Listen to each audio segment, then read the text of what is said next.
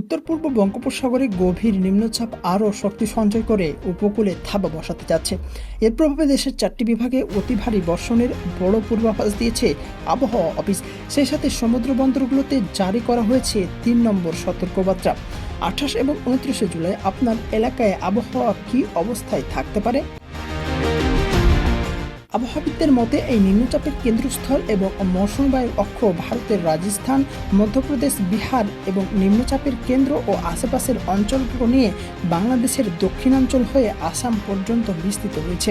এর প্রভাবে উত্তর বঙ্গোপসাগর এলাকায় মৌসুমী বায়ু অত্যন্ত প্রবল ও তীব্র রূপ ধারণ করতে পারে, যার ফলে খুলনা, বরিশাল, চট্টগ্রাম ও সিলেট বিভাগের অধিকাংশ স্থানেই ঝড়ো হাওয়া ও বজ্রপাত সহ হালকা থেকে মাঝারি ধরনের বৃষ্টি হতে পারে। বিশেষ করে উপকূলীয় জেলাগুলোতে মাঝারি ধরনের ভারী থেকে অতি ভারী বর্ষণের প্রবল আশঙ্কা রয়েছে।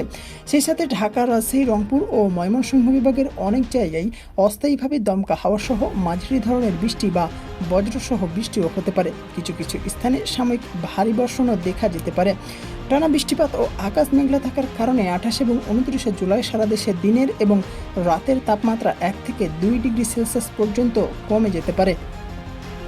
নিম্নচাপ ও প্রবল মৌসুমী বায়ুর কারণে সমুদ্র উত্তাল রয়েছে। বঙ্গোপসাগরে অবস্থানরত সকল মাছ ধরার নৌকা ও ট্রলার সমূহকে পরবর্তী নির্দেশ না দেওয়া পর্যন্ত উপকূলের কাছাকাছি থেকে সাবধানে চলাচল করতে বলা হয়েছে। আবহাওয়া অধিদপ্তর জানিয়েছে, এই 2 দিনের পরও আগামী 3 থেকে 5 দিন দেশ জুড়ে বৃষ্টিপাতের এই প্রবণতা অব্যাহত থাকতে পারে। সুপ্রিয় দর্শকবৃন্দু, এই ছিল আমাদের কাছে আসা আবহাওয়ার সর্বশেষ লেটেস্ট আপডেট। যে কোনো ধরনের আপডেট জানতে হলে আমাদের চ্যানেলটি সাবস্ক্রাইব করে রাখতে হবে। সেই পর্যন্ত সবাই ভালো থাকবেন, সুস্থ থাকবেন এবং ভালো লাগলে লাইক করে দেবেন। আল্লাহ হাফেজ।